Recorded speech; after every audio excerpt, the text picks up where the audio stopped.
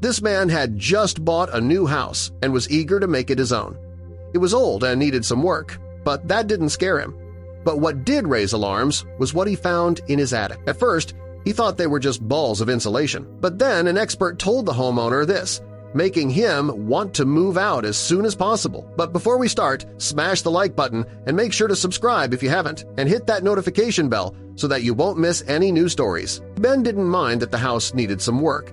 It was old, dusty, and slightly drafty, but the price was fair, and it came with a spacious attic. He had only lived there for 2 weeks and was finally ready to tackle the upstairs. The lower floors were mostly in order, and now it was time to sort out the attic for storage. Ben wasn't sentimental, but he wasn't ready to throw it all away either. He figured the attic would become a forgotten storage space. Nothing more. The folding ladder creaked under his weight as he climbed into the attic. As Ben lifted his body up through the hatch-like door that formed his attic's entry point, he admitted to himself that he did not really visit this part of the house when buying it. To him, an attic was never really a deal-breaker when putting down money for a nice home. But this decision would come back to haunt him because this upstairs place held big secrets. Ben walked across the wooden boards, checking for weak spots, testing each plank with the pressure of his foot. There, near the far beam, something round and pale stuck out. It was tucked between 2 angled supports, and from a distance, it didn't seem like much. But it was enough to pique Ben's curiosity. It looked curly, almost coiled, in a very organic kind of way. Ben stepped forward and crouched down beside it. He reached for the object but stopped when he noticed there wasn't just one. The second one was half hidden behind a support beam, identical in shape and size. He grabbed his phone from his back pocket and snapped a photo. Maybe one of his friends would know what it was. Ben returned down the ladder and closed the hatch behind him. The attic didn't feel threatening, exactly, but there was something about those objects that made him uneasy. Still, he wanted to know the full truth before handling the yellowish objects. Ben also did not want to place his excess stuff up there now because that would only block access to these things. So Ben decided to call his roofer. Ben took out his phone and dialed the number. The phone rang, and for a full minute, nobody answered. Then a voice popped up. "Carter's Roof and Brickwork here. How can I help?"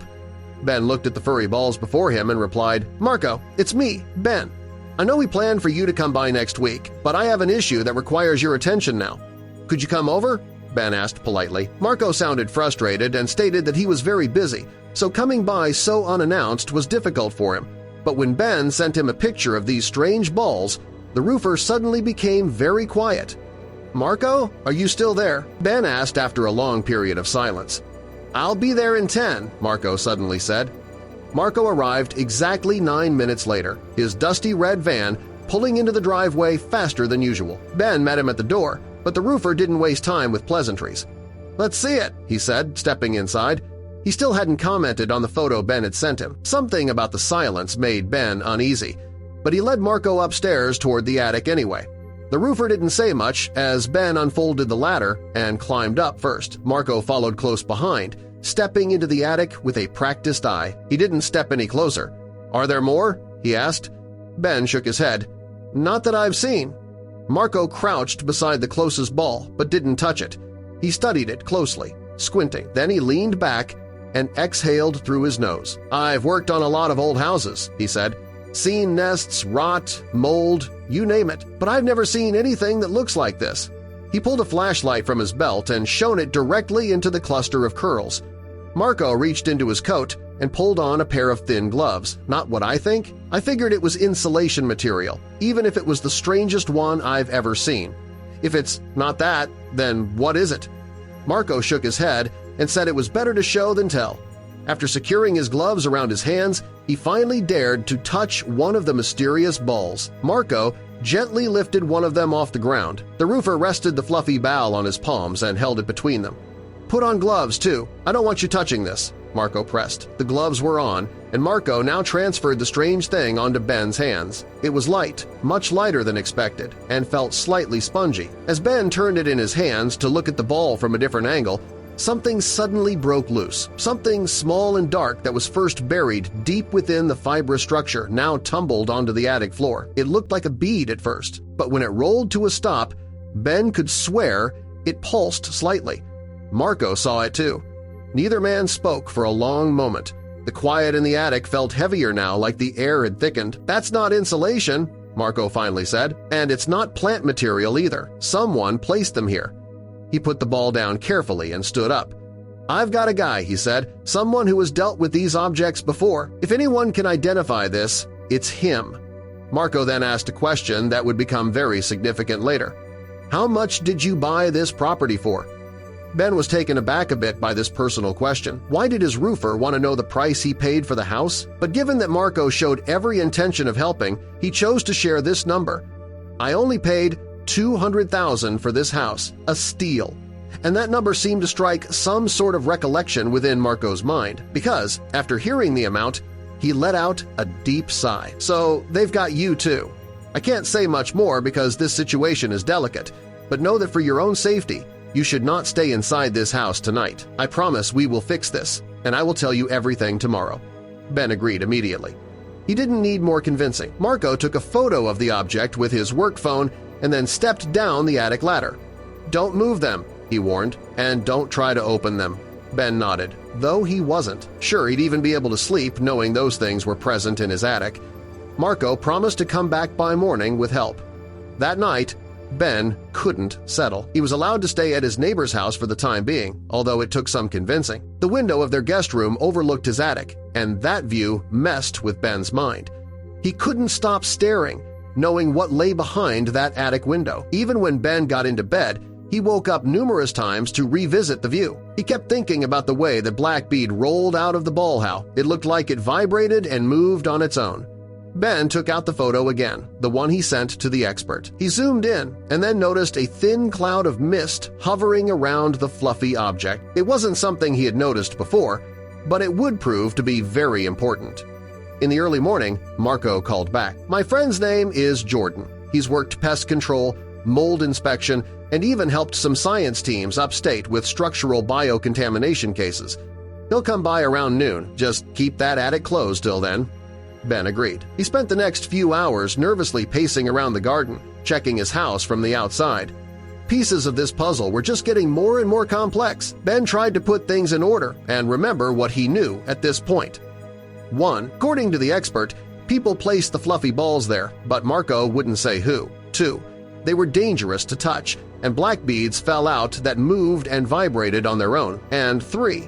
Some high-level pest control and mold expert was coming to his house with Marco today to help solve what was going on. These things didn't make sense together. Did people place a serious contamination inside his house on purpose? That didn't make sense, right? And what was so sensitive and secretive about his situation? It almost felt like Marco was trying to scare him.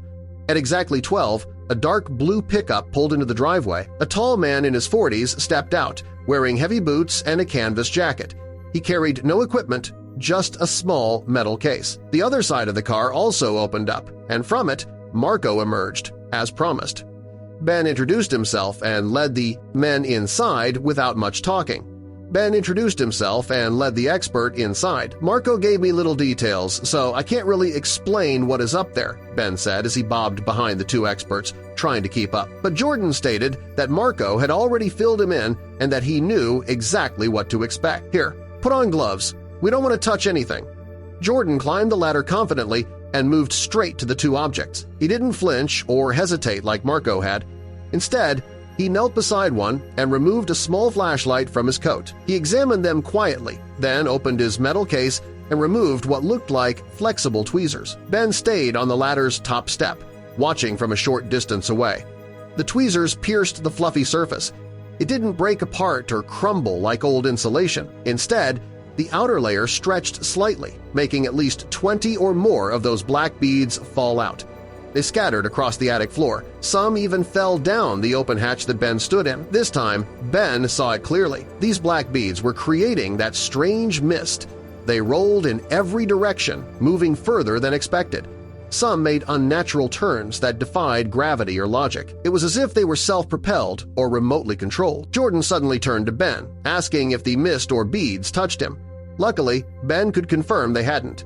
Though confused, he answered truthfully. Then the experts began dismantling the attic ceiling. Ben had always assumed insulation lay behind the wooden beams, But they revealed something far more disturbing. With some effort, the experts created a large hole in the ceiling, exposing the roof tile sand, dozens more of the fluffy vessels.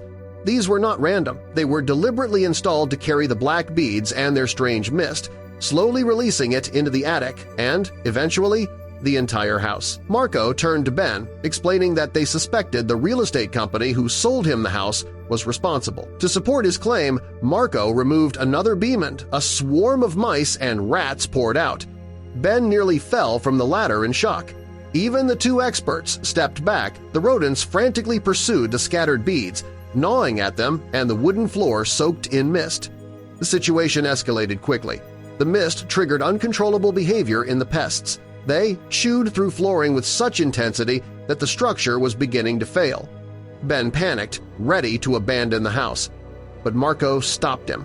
That was the exact reaction the perpetrators wanted. He revealed that this wasn't the first time they'd encountered this scenario. Over the years, several homeowners had been driven out by rodent infestations, with the same black beads found each time. By the time experts were called, the company had already cleaned up the evidence, avoiding detection. But this time was different. They were finally ahead of the scheme. Marco predicted Ben had an upcoming meeting with the company just as others had. It was all part of a larger trap.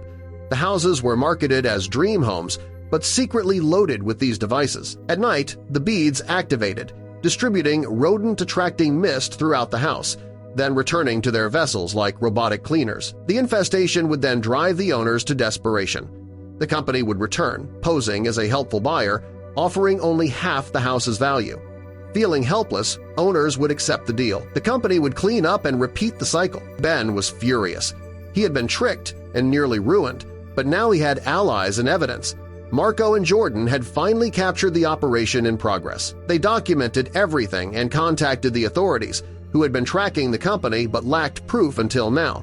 With solid evidence, arrests followed quickly, lawsuits mounted, and prison sentences were handed out. Victims were compensated, including Ben. With the payout, Ben restored his home. What once seemed like a nightmare became an opportunity. His house was now clean, rodent-free, and secure, a true blessing in disguise.